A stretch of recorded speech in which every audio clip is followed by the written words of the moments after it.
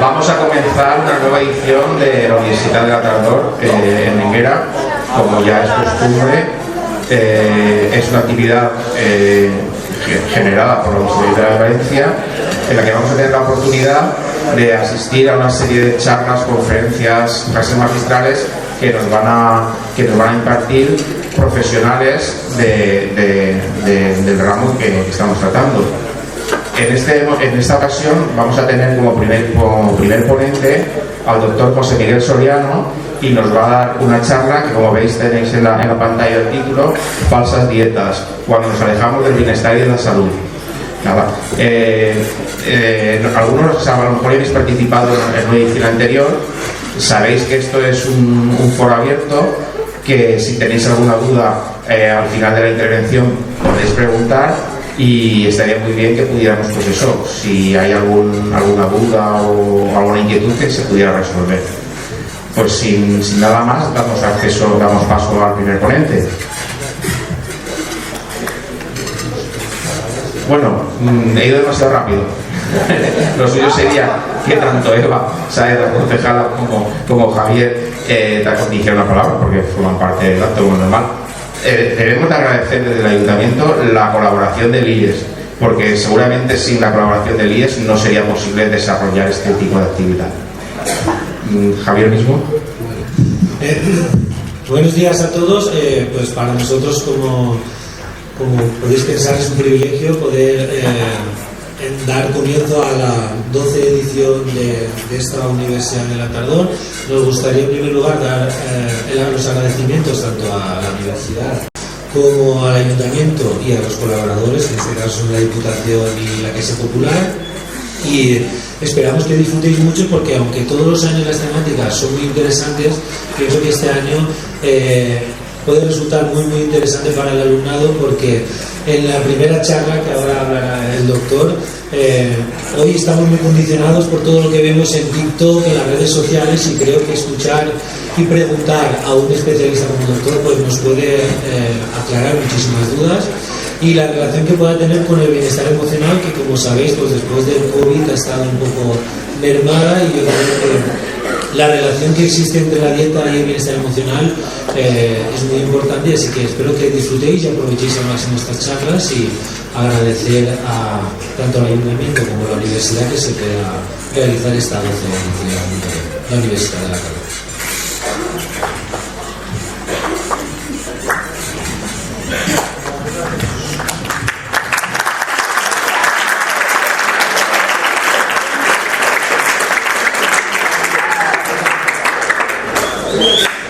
Buenos días a todos y bienvenidos a la 12ª edición de la Universidad de Otoño de Énguera. Agradecer a la Universidad de Valencia el acercarnos sus conocimientos y sus profesionales a las poblaciones de interior, y en este caso a los alumnos del Instituto IES de Énguera, especialmente a los que se dedican a los estudios de cocina. Dar las gracias a la Diputación de Valencia y a Caixa Popular por su apoyo, y ofrecer la ayuda del Ayuntamiento a todos ellos para mejorar la formación de los alumnos del IES de Énguera. Muchas gracias.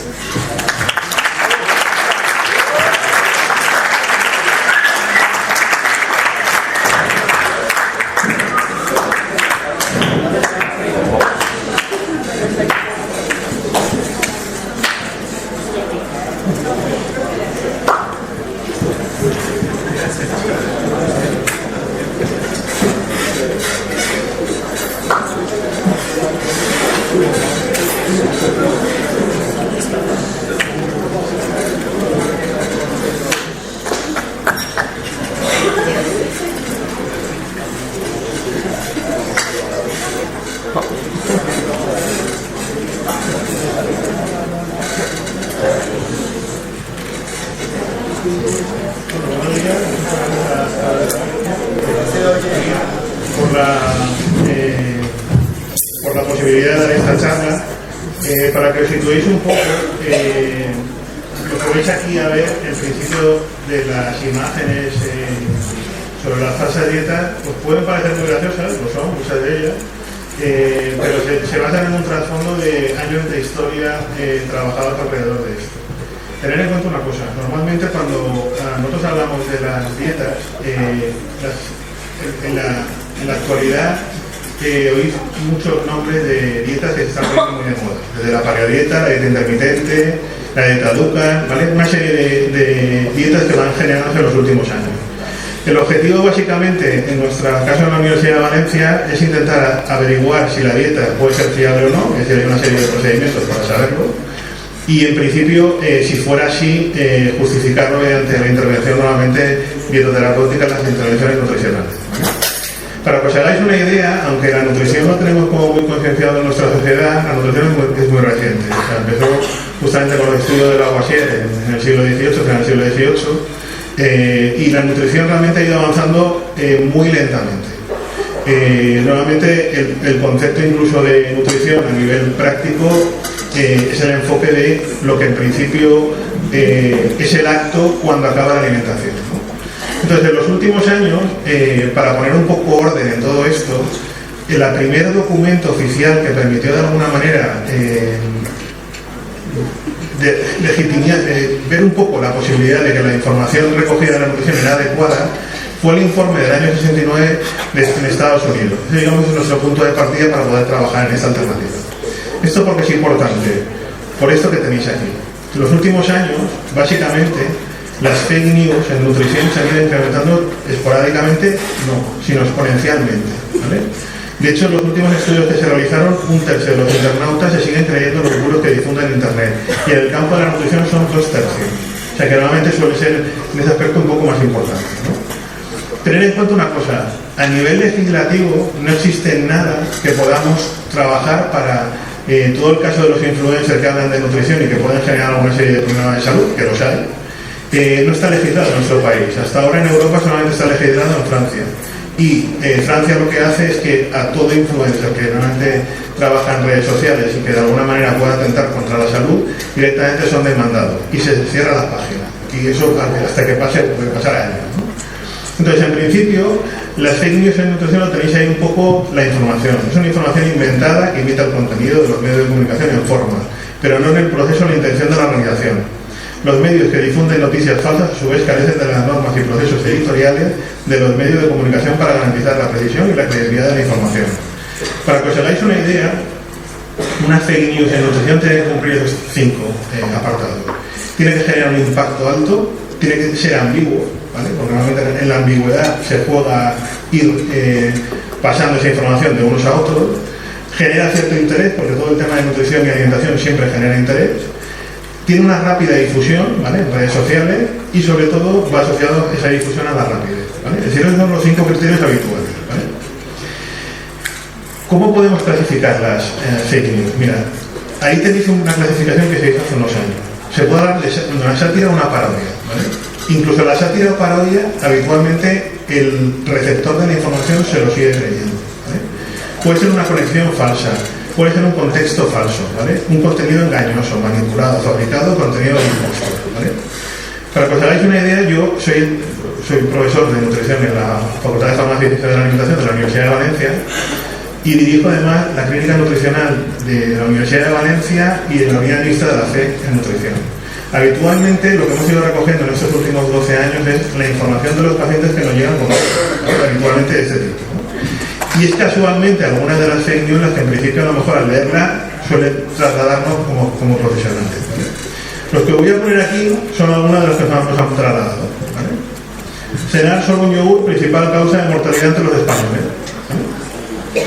La frase "solo quiero probarlo" engorda entre 6 y 10 kilos según los expertos, ¿vale? Engordar 40 kilos tras probar todas las dietas a la vez. Esto es una sátira, ¿vale? Y que la gente te viene y consulta pensando que es cierto. Se va asociando todos los días conforme esta información sigue llegando, ¿vale? Descubren que la dieta de alcachofa solo funciona si eres una alcachofa, ¿vale? Una española campeona mundial del salto de régimen, ¿vale? Son noticias impactantes con formato periodístico que suele ocurrir, ¿vale? una chica lleva 10 años alimentándose exclusivamente de lo que prueba del plato de su novio. Siguen siendo sátiras, ¿vale? Pero lo que implica es que cuando la sátira se va incrementando es que las fake news y la parte nutricional tienen un cariz especial justamente entre la población, ¿vale? 2 de cada 3 dietistas han sido mordidos por sus clientes en alguna ocasión del hambre que pasa, ¿vale? Un libro de dieta se ve obligado a recordar que cada 5 páginas que el papel no es comestible, ¿vale? Nutricionistas vascos recomiendan reducir la comida diaria de 16 a 12, ¿vale? Sigue siendo una sátira como tal, ¿vale? Todo esto, si os fijáis, se refleja básicamente en un medio editorial que es El Mundo Today, que es un periódico de sátira, pero que a veces a lo mejor cuando el paciente no llega, igual le ha llegado la información sin reflejarse que es del Mundo Today y no lo preguntan, ¿vale? Entonces lo que hay que estar un poco atento a esta información, ¿vale? Para que os hagáis una idea, cuando el paciente suele venir a las clínicas o al hospital a plantear una dieta, el principal problema que tenemos es que el concepto de dieta seguimos teniéndolo confuso, ¿vale? Para que os hagáis una idea, si buscamos la definición de dieta, os dice que son los alimentos y bebidas usuales consumidos regularmente, ¿vale? Un concepto. Lo otro sería comer alimentos de acuerdo a un régimen, pero este régimen puede ser o para perder peso o para ganarlo, o para mantenerlo. O sea, nuestro concepto es que seguimos pensando que cuando alguien está a dieta es porque va a perder peso, y no es así, ¿vale? Y luego además el concepto de dieta implica que es un alimento prescrito, regulado, restringido en tipo y cantidad con propósitos terapéuticos y de otro tipo, ¿vale? Para que os hagáis una idea, hace 10 años cuando empezamos el 92% de los pacientes que venían a la clínica eran para pérdida de peso, ¿vale? Hoy en día no es así. O sea, hoy en día básicamente suele ser alrededor del 60 o 65%. Y un porcentaje se ha ido incrementando esporádicamente, sobre todo en pacientes que tienen intolerancias alimentarias, enfermedad inflamatoria intestinal, intolerancia a la fructosa, glucosa, ¿vale? Todo esto en principio son conceptos que se han ido un poco incrementando, ¿no? Para que os hagáis una idea, básicamente el error conceptual que tiene el paciente es esto: te llega y te dice que quiere alcanzar un peso ideal, ¿vale? Entonces, eso es habitual porque existen revistas divulgativas que simplemente poniendo la altura, el peso y la edad, simplemente te dicen que el peso que tienes que alcanzar es este. Está tan fácil como eso, ¿vale? Entonces te llegan a la clínica y te dicen: mira, tengo una boda dentro de una semana, no me cabe el traje, ¿vale? Y necesito ponerme régimen, ¿vale? Entonces, en principio, el procedimiento es intentar, en primer lugar, decirle que ahí no se hacen milagros, ¿vale? Pero lo que se le hace es que se le justifica realmente si tiene sentido la intervención para reducir el peso de acuerdo a lo que ella o la persona está pidiendo, ¿no? Para que os hagáis una idea, España en ese aspecto es pionero. Tiene establecido una norma básica para cuál sería el criterio para perder peso de manera correcta y adecuada, ¿vale? Y es muy sencillo. Para que os hagáis una idea, la Sociedad Española para el Estudio de la Obesidad, la SEDO, establece que para que una dieta sea fiable, saludable y aceptable, tendría que perder el paciente entre 0,5 a 1 kilo por semana. Ese es el rango, ¿vale? Si la dieta que te plantean te hace perder menos de 0,5 kilos por semana, significa que la dieta no funciona. Y si la dieta te indican que supera más de 1 kilo por semana, entramos en lo que veremos ahora más adelante, que son dietas falsas, dietas mágicas, falsas dietas, todo esto, ¿vale? ¿Por qué se establece el rango entre 0,5 a 1 kilo por semana? Si tenéis familiares o vosotros a lo mejor en un momento determinado os habéis puesto a dieta, habitualmente hay una cosa que llama mucho la atención, y es que en las primeras semanas la pérdida de peso, si se hace de manera adecuada, es muy rápida, ¿vale? ¿Por qué es tan rápida? Porque vuestro organismo habitualmente, cuando va a perder peso, hace una estrategia muy lógica, y es que lo primero que va a perder no es grasa, es glucógeno. Y el glucógeno solamente lo tenéis, digamos, acumulado en el músculo y en el hígado, ¿vale? Pero curiosamente, por cada gramo de glucógeno que perdéis 3 gramos de agua. Eso significa que por cada gramo que se va perdiendo, al final estáis perdiendo 4 gramos. Por eso las bajadas de peso al principio son muy rápidas, porque se pierde agua, no se pierde realmente grasa. Y se empieza a perder grasa a partir de la segunda semana, si la dieta se hace de manera adecuada, ¿vale? Entonces eso implica que de alguna manera el 0,5 kilos por semana es cuando se empieza a perder grasa, y 1 kilo a la semana cuando se empieza a perder glucógeno, porque va asociado al agua, ¿vale? Esto donde lo habéis visto muchas veces. Los deportistas, por ejemplo, triatletas, ciclismo, fútbol, cuando terminan justamente la competición, cuando a lo mejor van a llegar, se les plantea, por ejemplo, que consuman una alta cantidad de pasta, ¿vale? Y ese sentido de la pasta tendría que ser de alguna manera una pasta que sea de absorción lenta, ¿vale? Por ejemplo, tipo integral, ¿no? ¿Por qué se plantea eso? Porque el ejercicio es tan intenso que sus glucógenos, sus reservas de glucógeno se han vaciado. Entonces, normalmente, en ese consumo, después del ejercicio, se abre lo que se denomina la llamada ventana del glucógeno, en el cual, si se va incorporando poco a poco ese hidrato de carbono, el paciente recupera de nuevo la reserva de glucógeno. Entonces, en un partido de fútbol igual no daría igual, porque a lo mejor la competición es cada semana, cada 3 días, que son los miércoles, pero en ciclismo la competición es diaria. Entonces implica que la ventana del glucógeno se abre, el ciclista una vez llega a meta tiene que consumir lo antes posible, y asociada a esa cantidad de hidrato de carbono de absorción lenta tiene que consumir agua, porque tiene que almacenar glucógeno con agua, porque si no le provocaría una deshidratación, ¿vale? Entonces, este es un concepto fundamental. Cuando el paciente te llega a consulta te dice, quiero perder este peso, ¿vale? Es fácil. Lo que tenemos unas tablas establecidas que son las de la Organización Mundial de la Salud con el índice de masa corporal. Sabemos los rangos de desnutrición, malnutrición, sobrepeso y obesidad. Lo único que tenemos que calcular sobre esa persona es en qué situación está. Y entonces decirle, como va a perder entre 0,5 a 1 kilo por semana, y estamos hablando de población adulta, como la altura no varía, variará el peso. Entonces yo puedo jugar para ajustar eso y decirle, mire, va a perder el peso que quiere básicamente entre 5 semanas a 6 meses. Y eso es lo que tiene que entender el paciente, porque es un proceso lento, ¿vale? ¿Por qué la persona que viene con un concepto en el turno del screening o al hablar con los pacientes, lo que hay que averiguar realmente es de dónde sacas la información, ¿vale? Porque normalmente a veces es confusa, ¿no? En el caso del peso ideal es porque existe una fórmula estandarizada que suele aparecer mucho en revistas divulgativas. Esa fórmula, que para nosotros es odiada, ¿vale? Es una fórmula que se generó hace años, en el año 59 en Estados Unidos, a través de la Metropolitan Life Insurance, que era una compañía específica de seguros. Entonces ellos en principio lo que hacían era establecían los seguros de vida dependiendo del peso del paciente. Entonces dijeron, bueno, pues cogemos la población de Estados Unidos, hacemos el estudio, vemos quiénes están en riesgo y los que están en riesgo no los aseguramos, ¿vale? Y esa fue una de las tablas que se han mantenido hasta que se generó la fórmula. Fórmula que no se ha variado del año, estamos hablando del año 59 hasta la fecha, y se sigue utilizando en revistas, ¿vale? Por lo tanto, el concepto de peso ideal, cuando hablamos con los pacientes, no existe, porque el peso ideal es confuso. Como mucho sería llamado peso deseable, es decir, que me diga el paciente qué peso desea y yo lo que hago es ajustarlo determinadamente cada semana, ¿vale? ¿De qué debe de huir el paciente? De las famosas dietas de cajón, que te abren un cajón, te sacan un papel y te dicen, esta es la dieta que tienes que seguir, que ya está escrita. Tú al paciente no le has preguntado nada, o sea, no sabe realmente qué alimento le puede gustar o si tiene alguna aversión o tiene alguna alergia. Las dietas hoy en día son personalizadas e individualizadas, o sea, no tiene sentido hacer dietas de cajón, aunque se siguen viendo como tal, ¿vale?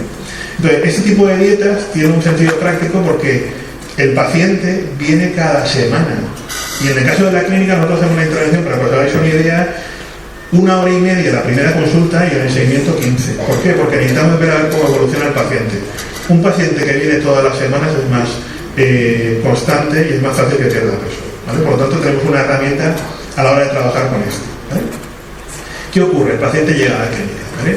¿Y qué herramientas se van a encontrar? Que a lo mejor algunas las habéis visto y otras pueden asustar, ¿vale? Bueno, en primer lugar, lo que tenéis son las que tenéis aquí, ¿vale? La cinta métrica, ¿vale? Las cintas métricas que se vean en consulta y sean de hule, de plástico, esas es preferible que no se vayan a consulta.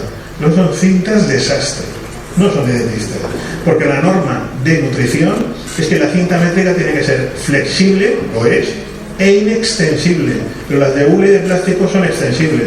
Esto, que a efectos prácticos diría, ¿y qué sentido tiene? Me da igual que se extienda o no. A lo mejor en consulta no, porque la temperatura es normal, pero los dietistas suelen hacer intervención habitualmente en nutrición deportiva. Y en deporte, cuando tú vas fuera, las condiciones climatológicas pueden ser altas o bajas.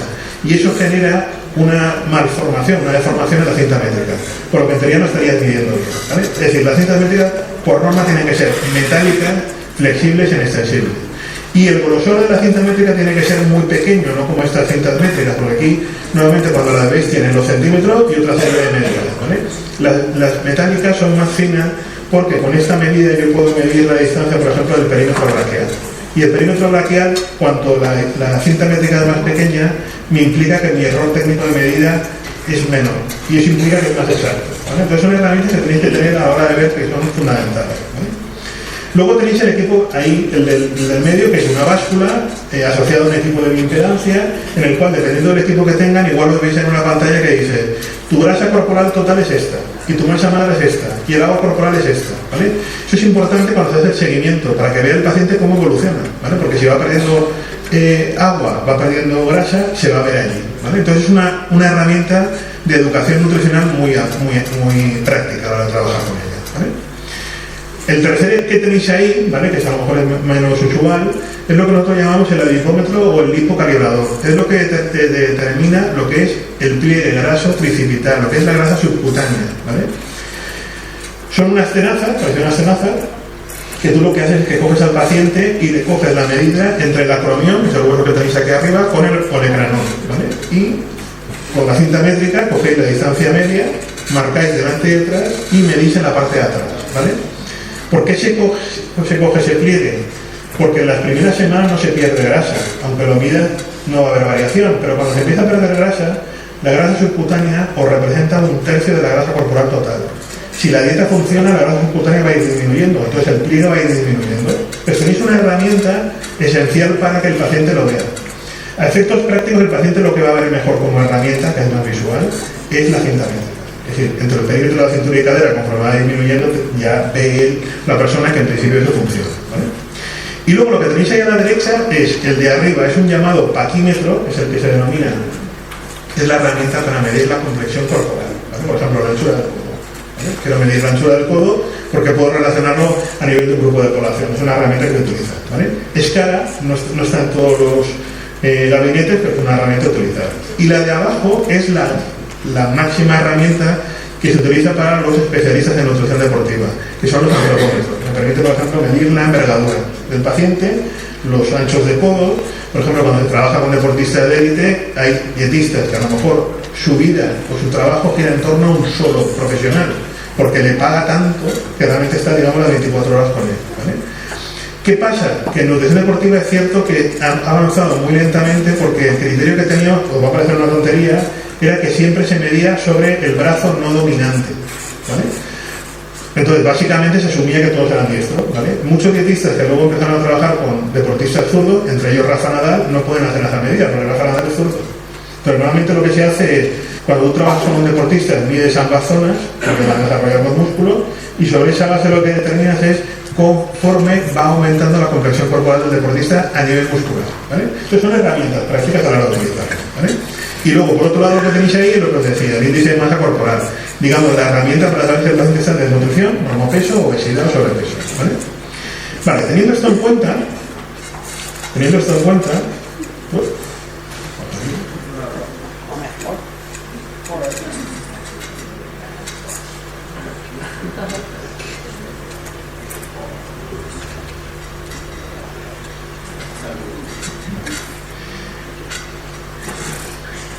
vale, teniendo esto en cuenta, en la práctica habitual, muchos pacientes se dicen, por ejemplo, que han sufrido una dieta de efecto yo-yo. Es decir, el efecto yo-yo, por definición, es una dieta que una vez se empieza, aparece como un peso determinado, se realiza y empiezan a ver esto, fluctuaciones de peso, ¿vale? Y cuando acaba la dieta, el peso con el cual se termina es mayor que el que empezó. Eso implica que el procedimiento de intervención terapéutica es erróneo, o bien por parte del profesional, o bien porque el paciente te engaña. Y aquí se aplica una regla general. En nutrición los pacientes mienten mucho, ¿vale? Entonces eso hay que asumirlo, ¿vale? Entonces hay que buscar un poco esa opción. Por ejemplo, un caso muy típico es que cuando tú estás haciendo la primera consulta y le preguntas al paciente qué está consumiendo, ellos tienen un concepto erróneo sobre las raciones. Igual te dicen, mira, me he comido una magdalenita. Entonces le preguntas, ¿qué tipo de magdalena? Pues mira, es una magdalena, es una ración. Ya están un poco a la defensiva, ¿no? Una ración. Vale, pero ¿me puedes un poco describir la magdalena? Mire, pues yo soy de León y es las magdalenas de León, ¿vale? Las magdalenas de León son 3 veces las magdalenas normales, ¿vale? Entonces el concepto de ración es confuso entre la población. Entonces lo que hay que justificar de alguna manera es eso porque realmente funciona, ¿vale? Entonces el efecto yo-yo tiene ese problema, se va subiendo y bajando. Lo que tenéis en la gráfica, a la derecha en verde, sería lo lógico para perder peso. Gradualmente se va perdiendo, pero no lo vais a encontrar nunca con una línea recta. Pueden haber fluctuaciones, ¿vale?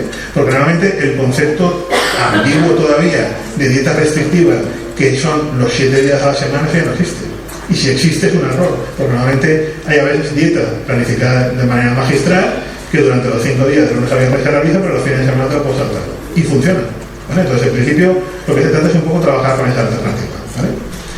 Con esto, en principio, para que os hagáis una idea, lo que produce este efecto yo-yo es lo que tenéis ahí. Una reducción del metabolismo del gasto energético. Habitualmente, cuando a vosotros se os mide en la práctica cotidiana, en nutrición hay una herramienta muy sencilla que es, y lo vais a entender perfectamente. Tenéis una medida que es el gasto energético, y por otro lado tenéis el consumo energético. El consumo energético lo consumís, ¿vale? Y eso es muy fácil de valorar porque yo cojo lo que consume una persona al día, tengo unas tablas de composición de alimentos, trasladado los gramos de alimentos a energía y nutrientes y ya tengo lo que como. Y tengo una energía, ¿vale? El dato del gasto es distinto, porque el gasto es lo que realmente el paciente gasta. Entonces implica que hay tres parámetros ahí. Está el gasto energético basal, metabólicamente lo que realizaría sin hacer nada, lo que es el gasto en la actividad física, ¿vale? Y lo que es la termogénesis inducida por la dieta, que suele ser el 10% del gasto energético basal. Cuando alguien viene a hacer una intervención nutricional, se le recomienda hacer una simulación, una modificación de la dieta, pero se le plantea que haga ejercicio, porque como está dentro del parámetro del gasto, si aumenta la actividad física, aumenta el gasto, y por lo tanto, al haber más gasto, puede compensar con el consumo. Entonces, hay una norma muy básica en nutrición. Si el gasto es igual al consumo energético, el paciente no le pasa nada.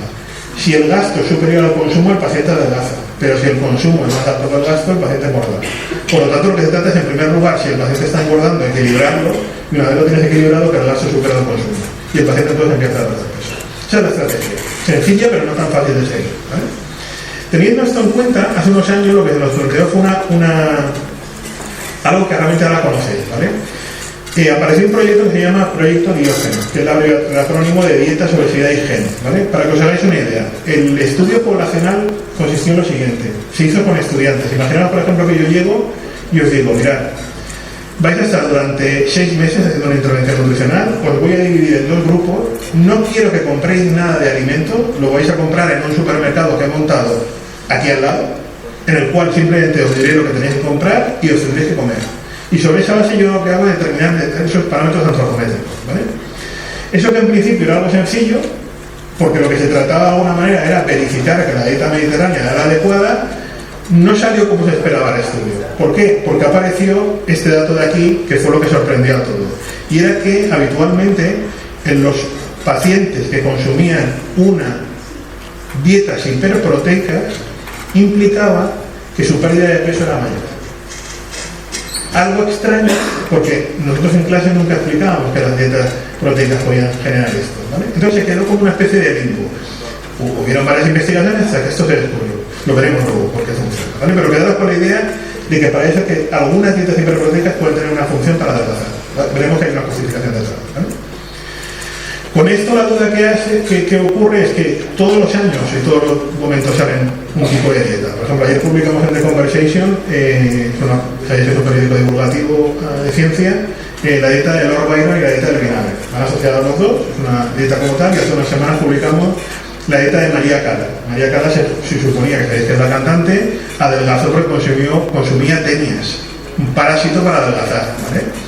Se hizo el estudio, ¿vale? Al final lo que se comprobó es que realmente María Cala lo que consumía era mucha carne cruda que iba asociada a la presencia de tenia, y ella sin saberlo consumía. Entonces hay un momento determinado en su vida en el cual era una persona relativamente obesa, desaparece de repente de la parte pública, y cuando vuelve a cantar de nuevo en Milán, de repente es completamente delgada, ¿vale? Entonces ya empiezan a ver todos los típicos fake news en aquella época en internet, pero justificando dónde podía salir esto.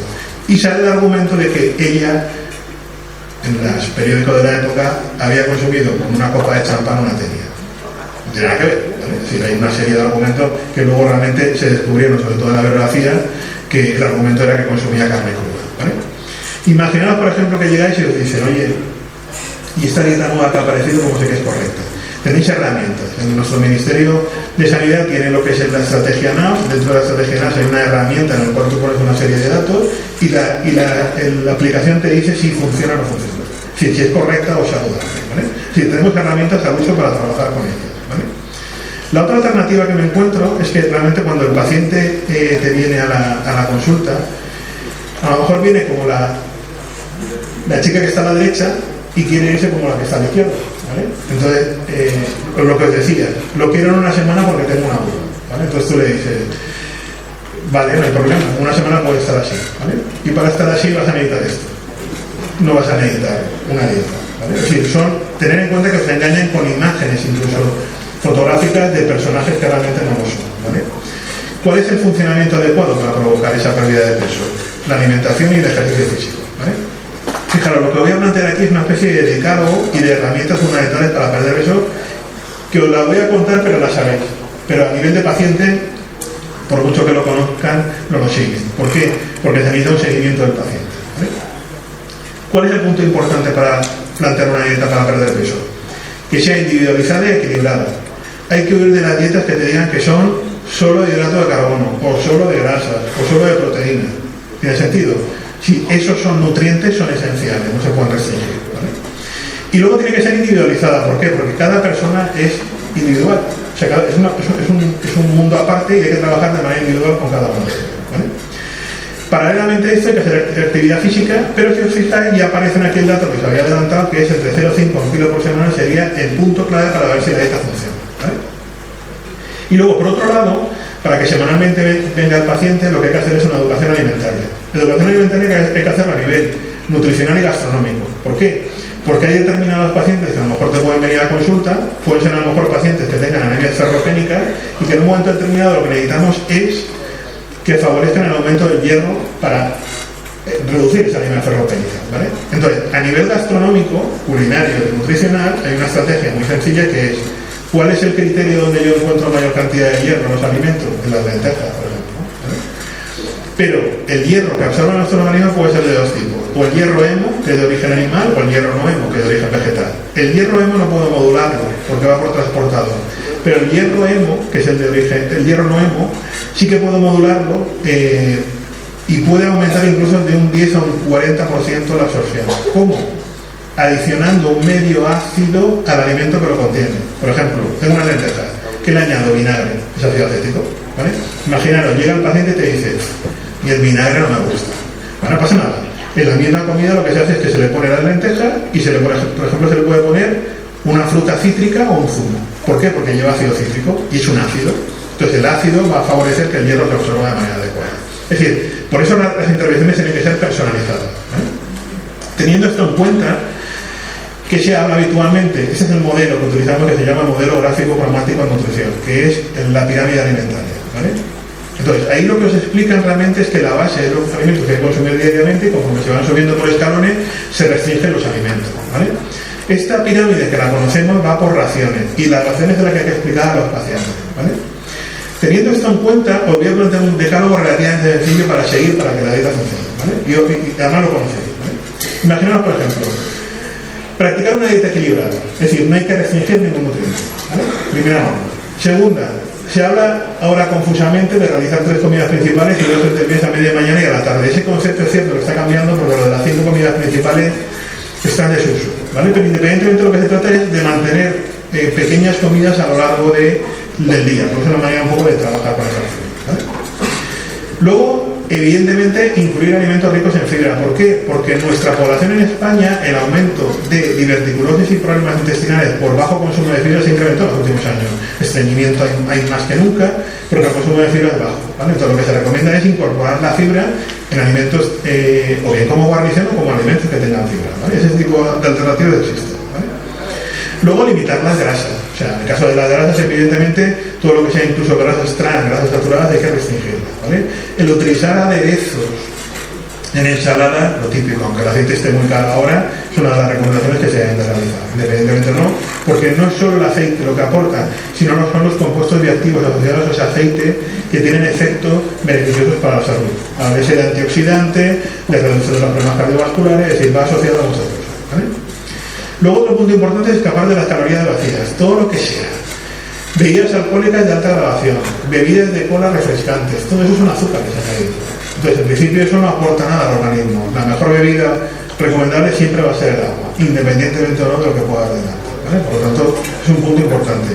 Excepto, no, he dicho que el agua siempre es la principal, excepto en los casos de deporte de alta...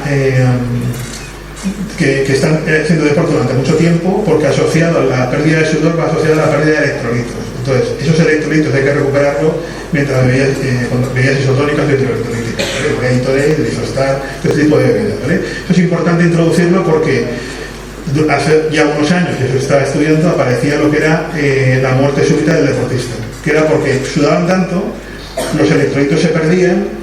Si el corazón no está de manera adecuada irrigado, la pérdida de hidroelectrolítica provoca parada cardíaca y el deportista caía directamente, y es por pérdida de electrolitos. Por lo tanto, el consumo en ciclismo, en triatlón, en los lugares en los cuales se coge el avituallamiento, eso tiene que estar, ¿vale? Pues es una manera de recuperar, ¿vale? Pero en el caso de los otros usuarios que no son deportistas, el agua es el fundamental, ¿vale? ¿Qué más tenemos? Hay que cocinar ligero, moderar los guisos pesados. Hay un refrán que se dice en España que hay que comer como un rey, hay que desayunar como un rey, comer como un príncipe y cenar como un mendigo. Es decir, lo que hay que acostarse de alguna manera es básicamente el estómago con menos pesadez de estómago porque se descansa más y se recupera más a la persona, ¿vale? ¿Qué más tenéis? Si coméis en un restaurante, en principio la cuestión es que siempre hay que combinar diferentes platos, ¿vale? Elegir un menú de ensalada, verdura y pescado, carne a la plancha. Viene una ensalada de primero y de segundo un plato de pasta, legumbre o paella, ¿vale? Y de postre, lo habitual es mejor una fruta o un lácteo sencillo, ¿vale? Aquí cuidado, porque lo ideal siempre sería la fruta, porque cuando hablamos de fruta o lácteo, el lácteo jamás debe sustituir a la fruta. Es algo complementario, pero en la comida lo que se debe recomendar siempre es fruta, ¿vale? Por lo tanto, son cosas que en principio se saben, ¿vale?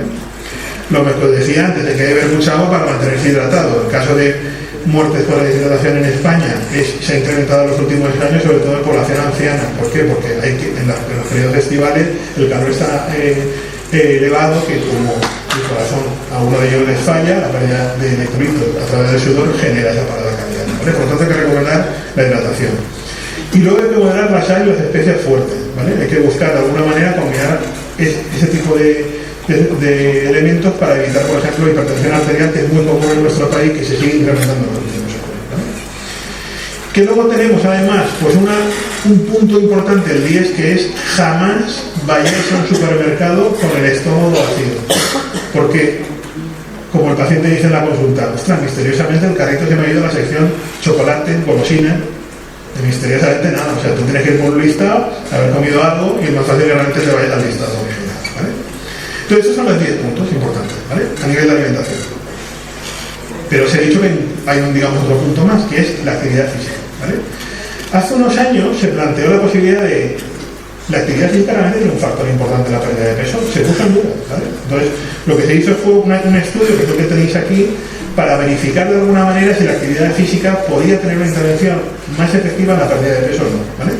Fijaros, eso que tenéis abajo, que aparece como menos 1,64 kilos y menos 1,24 kilos por metro cuadrado, es por un lado el peso y por otro lado el índice de masa corporal. Si yo a pacientes que hago un tratamiento para la pérdida de peso y solo lo hago a nivel de alimentación, pierden X de peso. Pero si lo hago asociado a esa actividad física, esos pacientes pierden 1,24 kilos más al mes, lo que implica 1,64 kilos más al mes, lo que implica 1,24 más kilogramos por metro cuadrado, que es el índice de masa corporal. Es decir, la actividad física es fundamental, ¿vale? Bien, teniendo esto en cuenta, ¿vale?, que lo conocéis, ahora es cuando empieza un poco la historia de las dietas y todo lo que hay en torno a ellas, ¿vale? Os he dicho que la nutrición es muy reciente, empezó en el siglo XVIII, ¿vale? Pero desgraciadamente tuvo que pasar mucho tiempo hasta tener, digamos, herramientas fundamentales para trabajar con esto, ¿vale?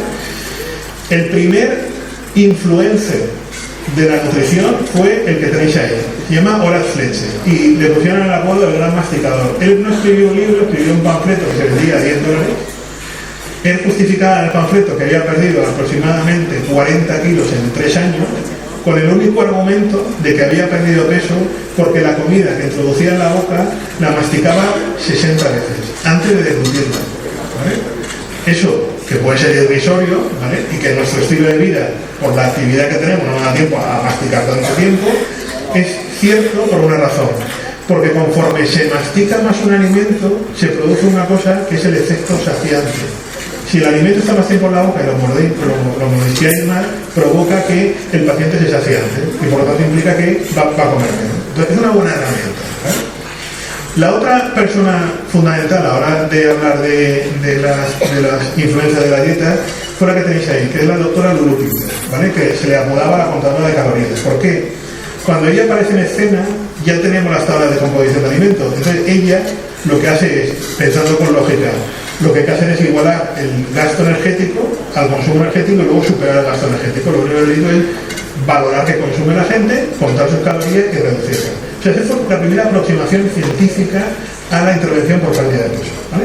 Y funcionó, ¿vale? Desde ese momento hasta la fecha han salido aproximadamente más de 25.000 tipos de tratamientos de peso distintos, ¿vale? En todo este tiempo lo que se ha intentado poner es un poco de orden en todo esto, ¿vale?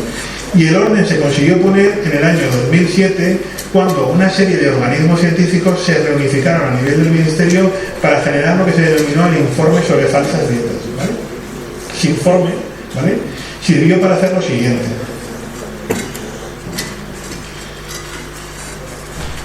Vosotros sabéis que el día 28 de mayo se celebra el Día de la Nutrición. Es cierto que es una fecha malísima porque estáis de exámenes, ¿vale? Podríamos borrar la cosa de otra fecha, pero el Día de la Nutrición va variando todos los años, ¿vale? Entonces, el Día de la Nutrición va cambiando el tema cada año. Y hay una serie de personas que lo que hacen es que, mira, dicen, este año va a ser este tema, ¿vale? La gente que está interesada lo que hace es que solicita la información al grupo receptor, que es la FEDNAC, del material, es decir, el PowerPoint, los títulos y toda la información que sea necesaria. Y durante el 28 de mayo se hacen charlas a quien consideren que se puede hacer en colegios, familiares y tal. Y luego la FEDNAC certifica a esos profesionales de que han hecho esa charla, ¿vale? Vale. El informe de falsas dietas fue en el año 2007. En el año 2008, en el Día de la Nutrición, se plantea el concepto este, de las dietas milagros no existen, ¿vale? Entonces aquí se plantea por primera vez una clasificación, que desgraciadamente no existía, sobre las dietas que hay a nivel de falsas dietas, ¿no? ¿Cómo se clasificaron? Bueno, mirad, cuando el primer problema que tenemos fundamental es que había un error conceptual. Dietas milagro, dietas mágicas, dietas falsas y falsa dieta es lo mismo, ¿vale? Tiene el mismo nombre, lo que pasa es que no se había unificado el concepto, ¿vale? ¿Qué conceptos deben cubrir esas dietas falsas? Tiene una promesa de pérdida de peso relativamente rápida, ¿vale? Si es una pérdida de peso relativamente rápida no van a funcionar, ¿vale? Se pueden llevar sin esfuerzo, ninguna dieta se lleva sin esfuerzo, ¿vale? Y si se intentan vender eso es un problema, ¿vale?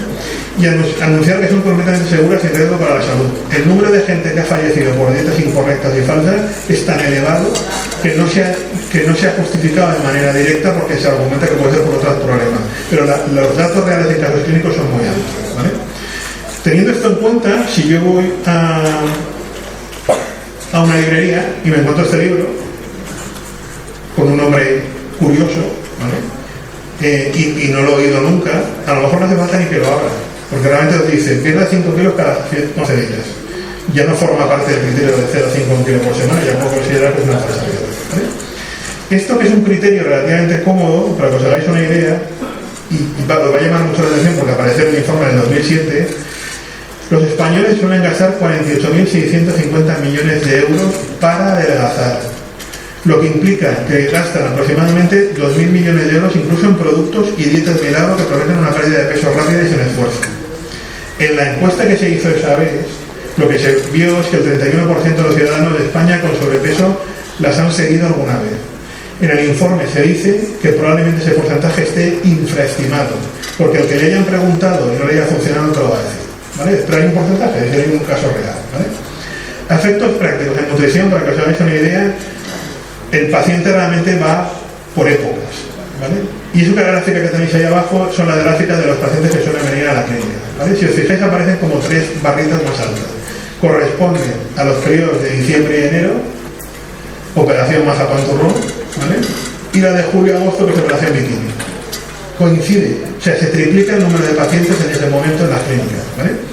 Teniendo esto en cuenta, cuando yo con los alumnos míos, de vez en cuando una de las actividades que hago es, me lo llevo a una librería, que empiecen a ver libros de nutrición, y si consideran que hay alguno que no puede funcionar o lo que sea, le digo que lo lleven a la sección de parapsicología o ciencias oculares, ¿vale?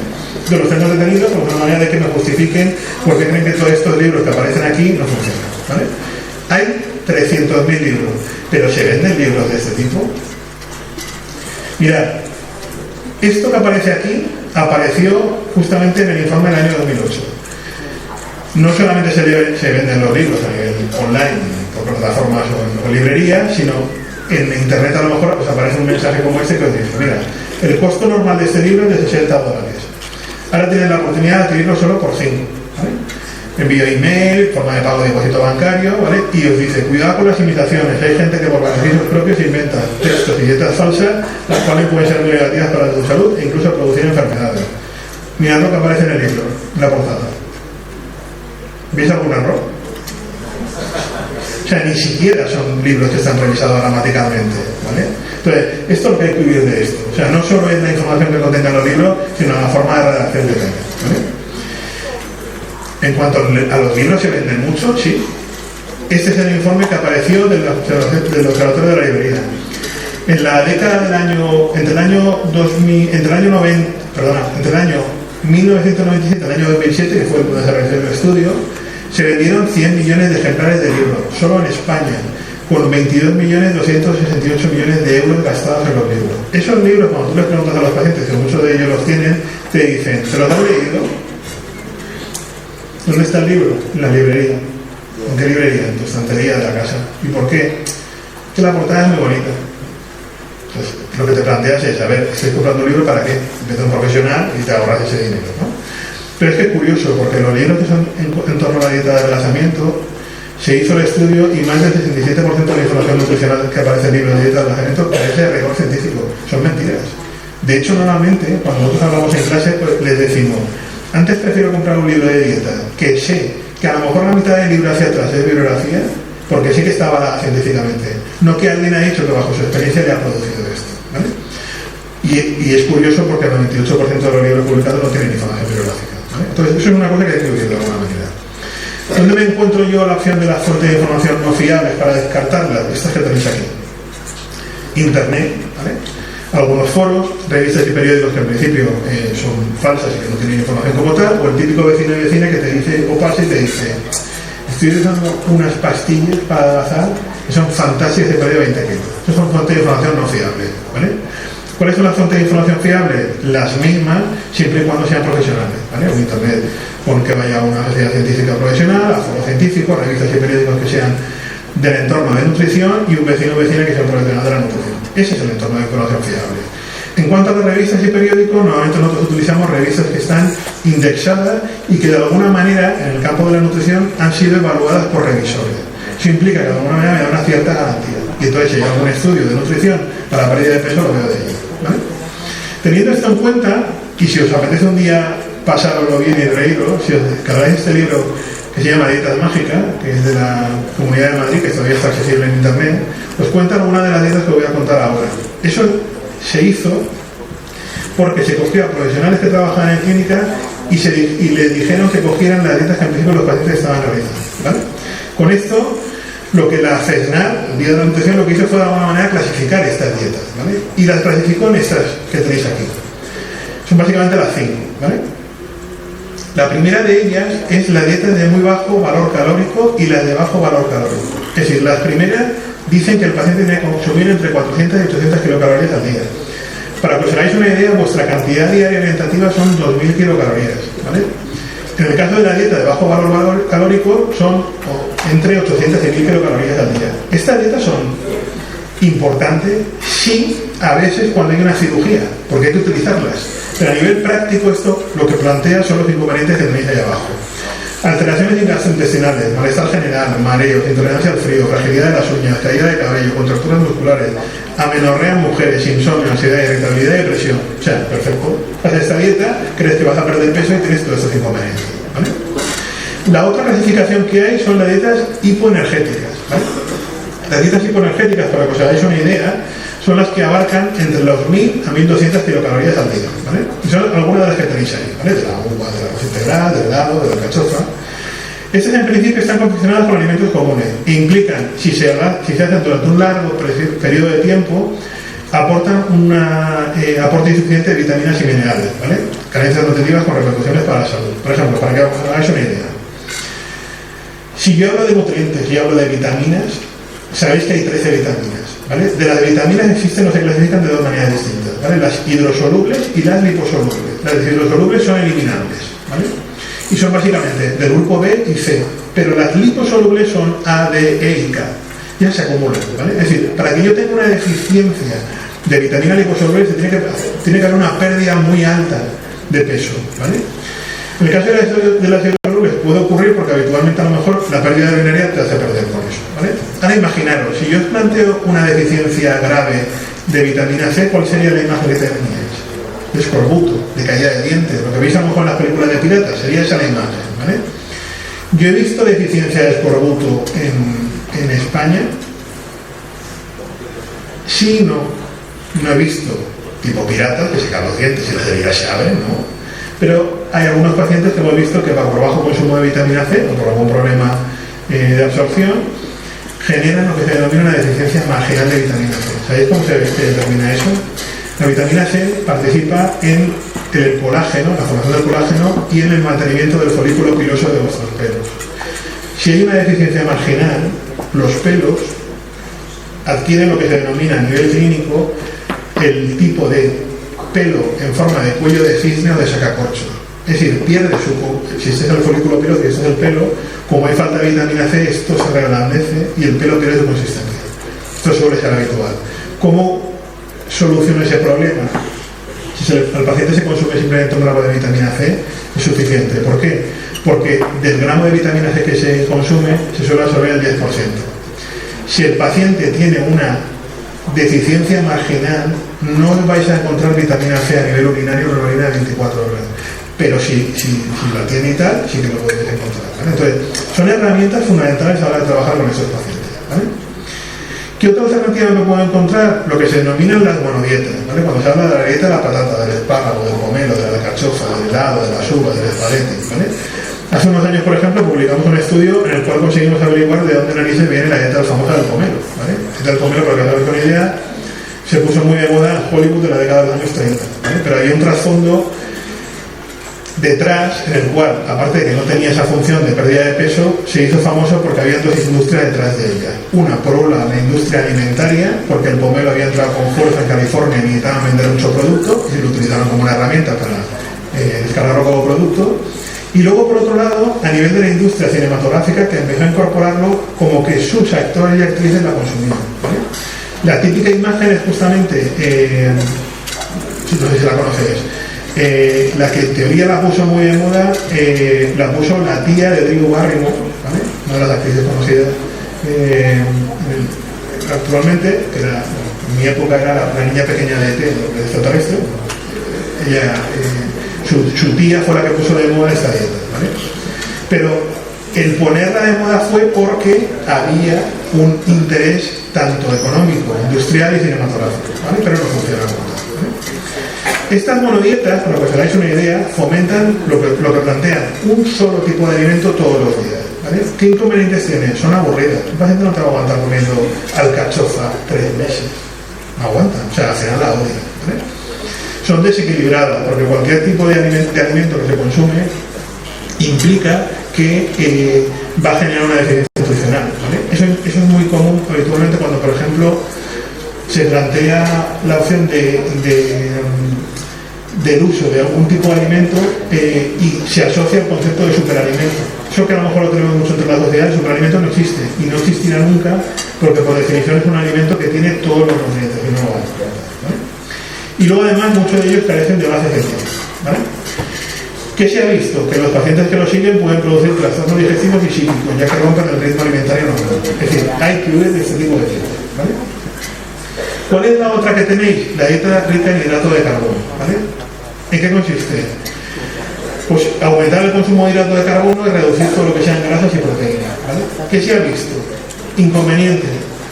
Riesgo de carencia de ácidos grasos esenciales, vitaminas liposolubles y proteínas. ¿Por qué? Porque se restringen. El alto consumo de hidrato de carbono va asociado a fibra. Si hay mucha fibra puede provocar una disminución de la absorción de los minerales y puede provocar cólicos abdominales, diarreas y flatulencias. ¿Por qué?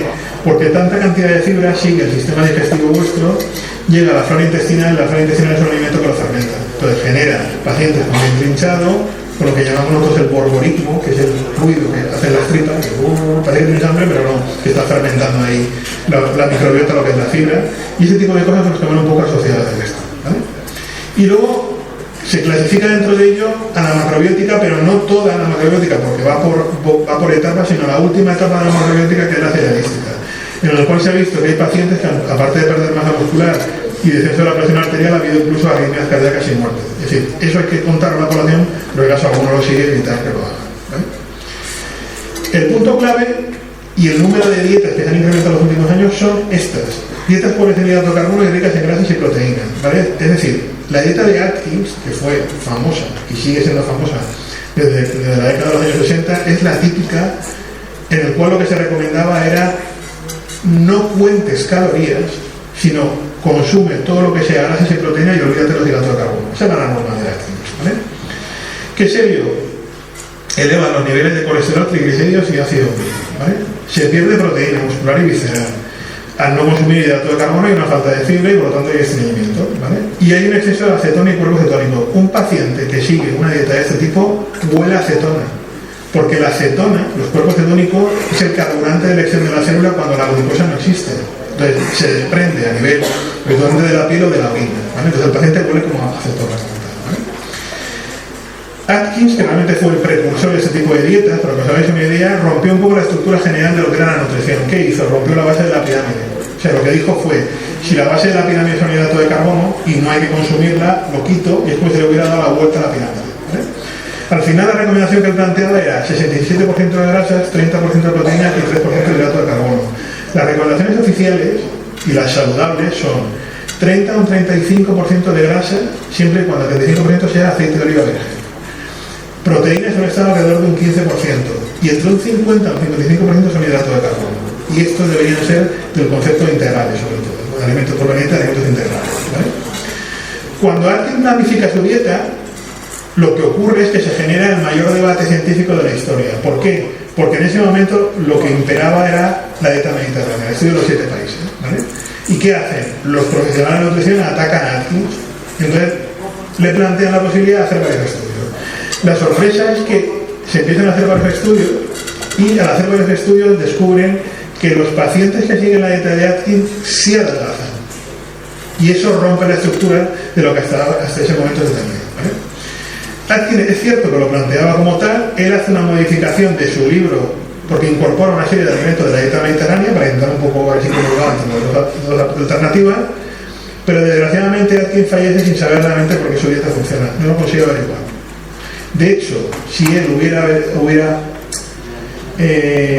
vivido 6 meses, lo hubiera visto, ¿vale? Para que os hagáis una historia. La historia de la muerte de Atkins va relacionada a fake news. Atkins está muy mayor, ¿vale? Vive en su casa de Nueva York, sale un día de su casa de Nueva York y, como hay un poco de hielo, resbala, ¿vale? Y entonces al resbalar se cae sobre la acera, tiene un hematoma, lo ingresan y fallece al cabo de unos días, ¿vale? La historia se hubiera quedado así, a no ser porque se produce esto que tenéis aquí. El Wall Street Journal saca una nota que fue una de las primeras fake news que tuvimos que trabajar en su día, porque dicen que Atkins falleció pesando 135 kilos. Entonces, claro, el argumento es: ¿cómo es posible el inventor de una dieta que funciona porque pesa eso? ¿Vale? ¿Qué hicimos? Somos curiosos los científicos, y lo que intentamos fue averiguar si esto era cierto o no. ¿Cómo lo conseguimos averiguar? Consiguiendo el acta de defunción de Atkins, ¿vale? Esta es el acta de defunción de Atkins, ¿vale? Para que os hagáis una idea, en el acta de defunción, que es la que aparece aquí, aparece el hematoma al lado de la derecha de la cabeza y aparece cuánto pesaba en el momento del fallecimiento. Pesaba 258 libras, al cambio son 130, 135 kilos. Es decir, hemos desmitificado en cierta manera que pesaba una cantidad como esta, era un poquito menor de lo que hablaba de Wall Street Journal, pero nunca pudimos justificar por qué realmente no la seguía. Por razones tendría. Es cierto que los últimos 6 meses no hizo ninguna entrevista en televisión ni nada y no salió de su casa. Pero independientemente o no, hay un trasfondo detrás. Cuando esto se puso en marcha, provocó lo siguiente, y es que si hubiera aguantado 6 meses, hubiera descubierto que apareció el gran estudio europeo, que es el que protagonizó el señor que tenéis ahí abajo, que es Arastro, es el mayor especialista de epidemiología nutricional, que es el que hace lo que os he dicho antes: Pues cojo a la mitad de vosotros, pongo un supermercado al lado y la mitad de vosotros va a consumir una dieta alta en proteína y la mitad una dieta alta en grasas. ¿Por qué? Porque hasta este estudio nosotros explicamos en clase el concepto de que de los nutrientes los que sacian son las grasas. Con este estudio lo que se verificó es que era erróneo, porque lo que sacian son las proteínas. Y rompió la estructura que se tenía hasta ahora, ¿vale?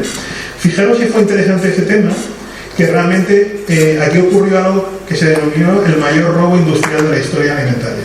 Esto que tenéis aquí fue el producto de Danone, ¿vale? Danone sacó este producto, el Vitalinia, y cuyo mensaje era un alto contenido en proteínas produce un efecto saciante, que en ese momento no se sabía, y la frío prolonga esa sensación de plenitud, ¿vale? Cuando ellos sacan el producto, de repente, aquí en España lo que tenemos es una cosa que se denomina autocontrol. Es una empresa que vela porque lo que nos pongan en televisión o los medios de comunicación sea real, ¿vale? Autocontrol se constituye y la primera demanda judicial que tiene es contra Danone, porque le está diciendo que el efecto de las proteínas son saciantes.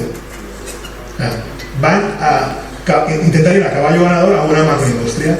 Danone se presenta en el juicio simplemente con la presencia de Anastro y su artículo. Entonces, al final, autocontrol pierde el juicio y tiene que pagar una demanda importante, nada más constituirse a Danone, ¿vale?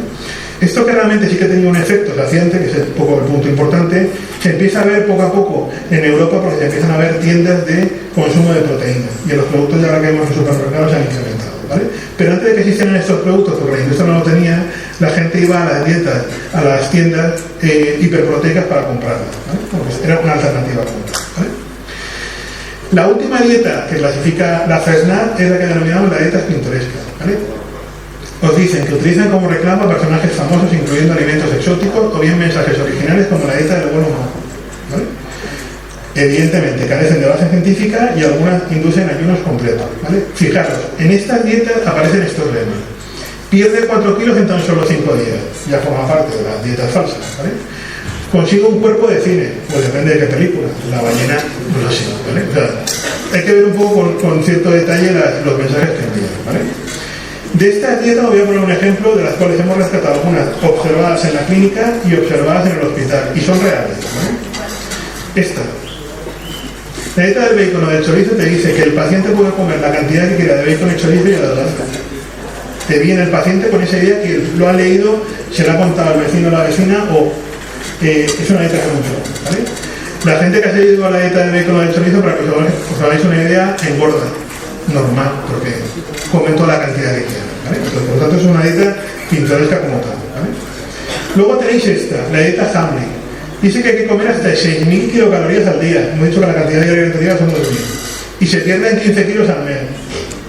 Ya que aumentaría el metabolismo y tomamos la de grasa. No por aumentar las calorías se aumenta el metabolismo, eso es un error conceptual. Entonces, en principio, esta dieta no funciona. La gente que la ha seguido ha engordado. ¿Por qué? Porque come 3 veces lo que debería consumir al día. Luego hay pacientes que te llegan con esta, la dieta pakistaní. Dice, es un brazalete de hilo que se adiciona en el brazo, la foto que tenéis ahí, que estimularía unos centros nerviosos que emiten influjos al tiroides y a las células suprarrenales que evitan el engorde. O sea, este paciente cuando vino a la clínica lo que dijo fue, no, yo que utilizo la dieta pakistaní. Ya, pero ¿cuál es esa? Es una dieta que en principio yo puedo comer lo que quiera, las cantidades que me rote, pero como voy con esto, no engordo. Y usted que se ha notado, no, que ha engordado, evidentemente, eso no tiene ningún sentido, pero son dietas que están ahí, eso es una pintoresca, ¿eh? Luego esta en principio, la dieta del calendario. Esta dieta del calendario, para que os hagáis una idea, es como típico pasapalabra, ¿vale? La norma de la dieta del paciente y la que está publicada te dice que tú en un momento determinado del día te levantas y eliges una letra, y de esa letra que tengas, o que es como si fuera una especie de reloj que va girando, ¿vale? Entonces te levantas por la mañana, lo giras y dices, oye, me ha tocado la P, ¿vale? Entonces tienes que comer alimentos que solo tengan P, ¿vale? Entonces ese día te inflas a patata, pan, perejil, pimienta, ¿vale? Mala suerte si te toca la W, porque ese día no comes nada, ¿vale? Entonces hay gente que decía, es que me toca siempre 2 días que no hay alimento, te estaría dando ningún sentido, ¿vale? Entonces, son pacientes que lo siguen como tal, ¿vale? Luego apareció esta de repente de la noche a la mañana, la llamada cronodieta, dieta del biorritmo, ¿vale? En principio te dice que están prohibidas las frutas y los azúcares a partir de las 5 de la tarde, hora de la cual se pueden comer proteínas. Eso es lo que se denomina una dieta disociada, que es una de las que son peligrosas, Y en teoría esta cronodieta la involucra dentro de su concepto. Es decir, no la llama dieta disociada, sino la plantea este autor y en teoría evidentemente se considera dieta pintoresca. ¿Por qué? Porque no funciona, ¿no? La otra alternativa es la que el paciente te dice, oye, me he leído el libro de la dieta mental y no funciona. Y digo, ¿pero qué consiste? Dice, no, es un plan para adelgazar modificando las estructuras mentales ya que el cuerpo obedece a la mente. Tú tienes que estar comiendo lo que te rote en cantidades inmensas y todo el rato estás repitiendo, le tengo que imaginar delgado, voy a ser delgado, pero sigues comiendo, ¿vale? Entonces la gente que lo ha seguido no le ha funcionado. No es cuestión de que la mente pueda controlar el metabolismo, es que no lo va a controlar nunca, ¿vale? Entonces eso en principio hay que tenerlo en cuenta, ¿vale? Y luego hay gente que te plantea y dice, no, yo que estoy haciendo una dieta que es la sopa mágica. Pero ¿y esa sopa qué es? No, es la que en algunas revistas aparece como la sopa come grasa. O sea, una sopa que tú le ingieres y que según el argumento se va a vuestras zonas donde están los adipocitos, coge la grasa, la coge y se la lleva, ¿vale? Es el argumento. Esta sopa famosa, ¿vale? Para que os hagáis una idea, dice, se prohíbe la mezcla de hidrato de carbono con proteína, sigue siendo una dieta disociada, pero con un añadido, hay que consumir a diario 2 platos de sopa. Esa sopa, para que os hagáis una idea, tiene tomates, repollos, pimientos y mucho apio. Es decir, es una sopa diurética y lo que se está perdiendo es agua. Entonces el paciente asocia la pérdida de agua a esta dieta, ¿vale? Entonces no tiene ningún sentido porque de hecho además promete pérdida de 5 kilos a la semana, reduce el colesterol, rebaja el ácido úrico y eliminar líquidos acumulados. No es cierto. De hecho, por ejemplo, hoy en día se clasifica como una dieta hipocalórica y no equilibrada en nutrientes, ¿vale? Por lo tanto, esta te equilibra, ¿vale? Esta de repente apareció también hace unos años, la dieta de la Chistki o dieta de las ansiosas, la dieta de Latinoamérica o la antiobesidad. Se plantea la dieta solo de lunes a viernes. Bien, no pasa nada, eso está bien, ¿vale? Y nosotros lo que hicimos fue evaluar nutricionalmente los menús que planteaban. Están correctos, ¿vale? Pero el libro se considera dieta pintoresca porque hay una parte del libro que te dice que es una extraña teoría que plantea el autor que dice sobre la ingesta de agua. Y dice que la teoría de la sed es la señal de que ya se ha comido lo suficiente. Es decir, que el paciente come cuando de repente tiene sed, tiene que terminar de comer. No hay relación directa entre el efecto de la sed con el efecto de pérdida de peso, ¿no?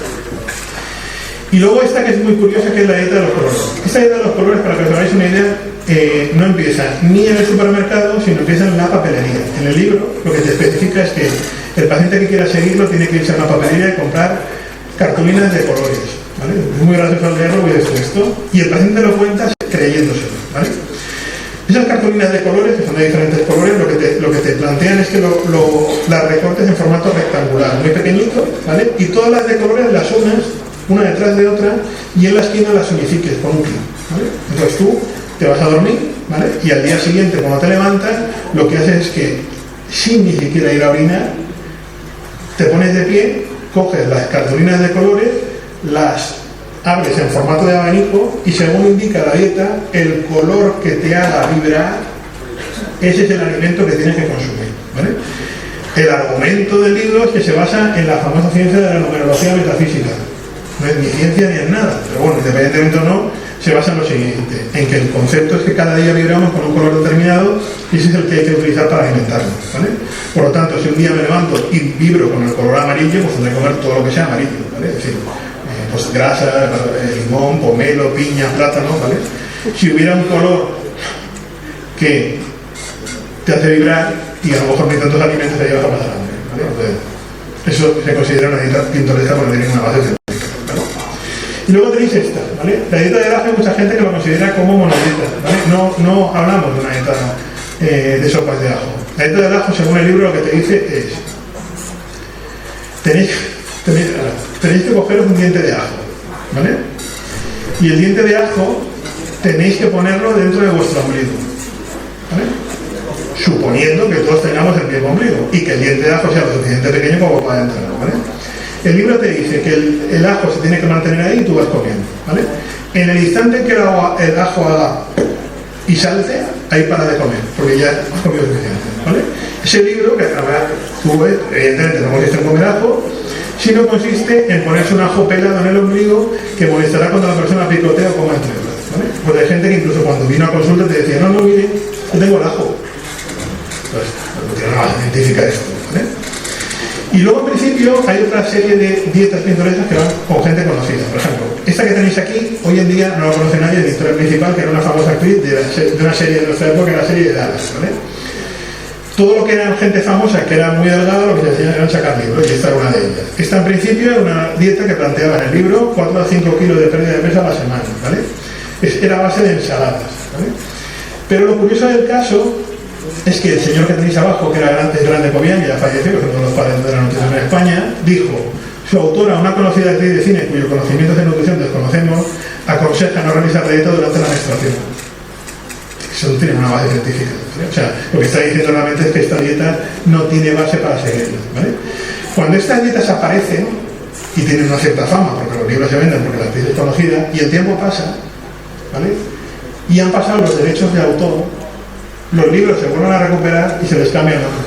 Entonces, esta dieta de Victoria Principal es la misma que tenéis ahí como la dieta Heidi. O sea, es literalmente la misma, no la hacen cambiando, ¿vale? Entonces, este libro se vendió mucho, durante mucho tiempo también, ¿vale? Entonces, esto suele ser habitual, ¿vale? Y luego tenéis esta, que es la dieta de Beverly Hills. Todo lo que se ve en Beverly Hills, sea Hollywood, sea estrellas, venden, ¿vale? Entonces, la autora te dice: los 10 primeros días solo hay que ingerir papaya, piña o tamarindo, en crudo, en zumo, ¿vale? Si sobrevivís a los 10 días, ¿vale?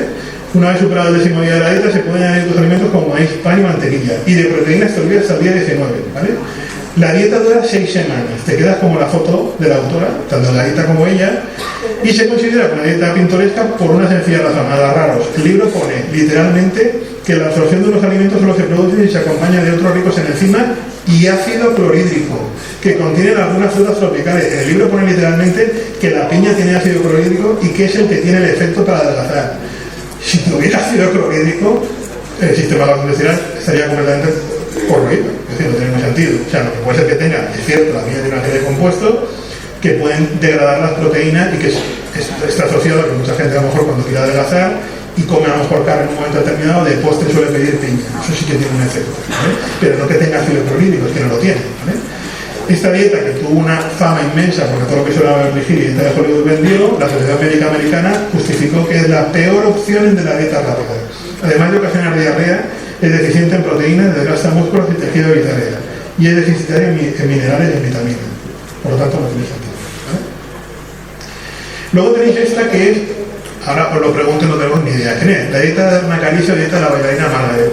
No sabemos ni quién es, pero en los años 20 era una persona conocida.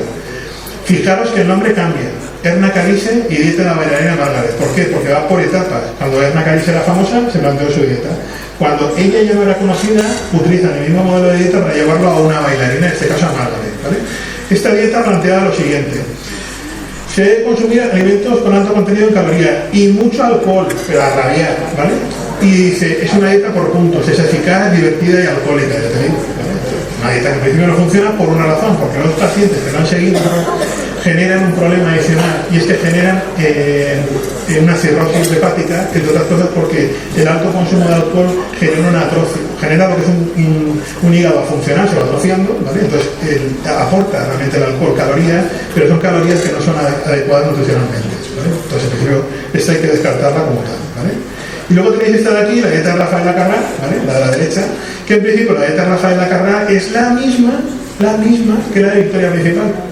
Es decir, el libro se copió Victoria Principal a la Hey Dieta en Estados Unidos, pero como Hey Dieta en España no tenía sentido, dijeron, cojamos a Rafael Lacarrá y que sea su dieta. Esta es una de ellas, ¿vale? Entonces, esto en principio hay que plantear como una alternativa que no se debe utilizar, ¿vale? Y luego, por último, lo que tenéis es que una cosa que habéis oído muchas veces. Ha habido gente, por ejemplo, que en consulta te llega y te dice: mira, estoy haciendo una dieta porque me he hecho el llamado test de Alcat. El test de Alcat, el argumento que plantea es que os dan un informe y os dicen qué alimento no tenéis que consumir, ¿vale? Esa test, que habitualmente se hace, o sea, para que os hagáis una idea, cuesta entre 450 y 600 euros el análisis, ¿vale? El test lo que hace es que se extraen sangre, esa sangre la vierten sobre extracto de alimentos, 100 alimentos distintos, diferentes colorantes y conservantes, y en el informe te dice que de estos 120 compuestos no debe consumir, por ejemplo, imaginaros, tomates y gambas porque genera un problema de salud y podéis engordar, ¿vale? Esto se considera dieta pintoresca por una razón. Primero, porque cuando salió el test yo intenté traer al representante a la facultad, Y él pensaba que iba a vender el producto. Entonces le expliqué, no, entra en una mesa redonda en el cual habrá un debate, no vino. El argumento es muy sencillo. Esto que hay gente que se lo gasta no sirve para nada. ¿Por qué? Porque fijaros lo que os he dicho. Se coge el extracto de sangre, se coge la sangre del paciente, se vierte con una serie de equipos que tienen sobre extracto de alimento y se ve la reacción. Si aparece un pequeño pico, se supone que ese alimento no hay que consumirlo. Eso es un problema de entendimiento fisiológico. Porque si tú sobre la sangre añades un extracto de alimento, eso no ocurre en el organismo. Tú en el organismo, cuando entra el alimento, se degreda y se absorben los nutrientes, pero jamás vas a tener un extracto. Entonces es un problema de error conceptual, ¿vale? Por lo tanto, todo lo que sean test de intolerancia alimentaria de este tipo, descartable. Lo que no son descartables son los test de intolerancia alimentaria a lactosa, a fructosa, que eso sí funciona, porque requiere una técnica que se denomina la técnica del hidrógeno espiral. Es decir, se le da al paciente una cantidad, se observa cómo la cantidad de hidrógeno que expira y sobre esa base se determina, ¿vale? Y eso es un poco la idea que os quería transmitir. No sé cómo me entiendo. Hasta aquí ya. No hay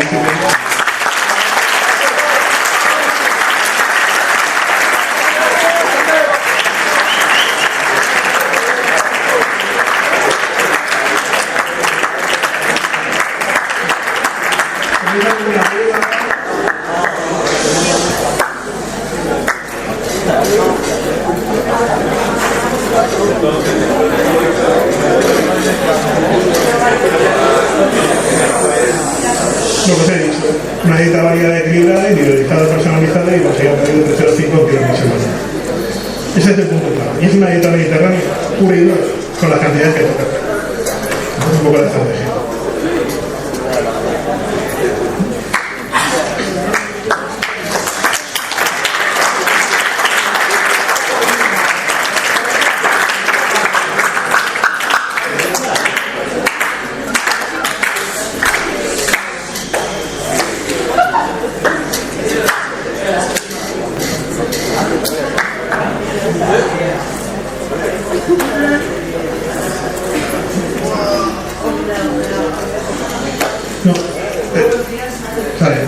Os cuento la pregunta, como no hay de ahí. Lo que plantea es si las típicas dietas que están saliendo en el cuadro dicen que hay que hacerlo por tiempo, ¿no? Por un momento determinado tiene sentido.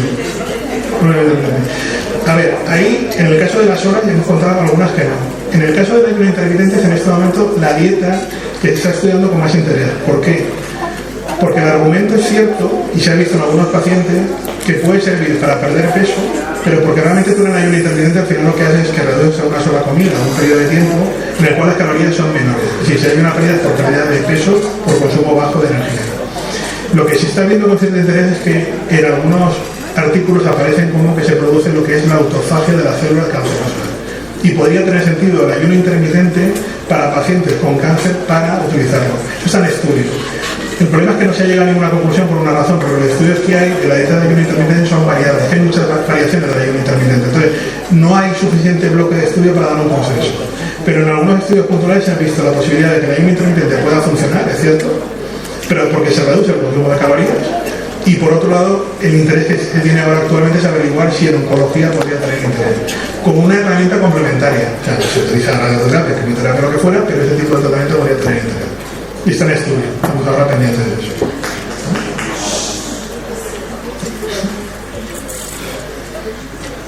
Bueno, gracias por aguantarme. Estamos por esto, ¿vale?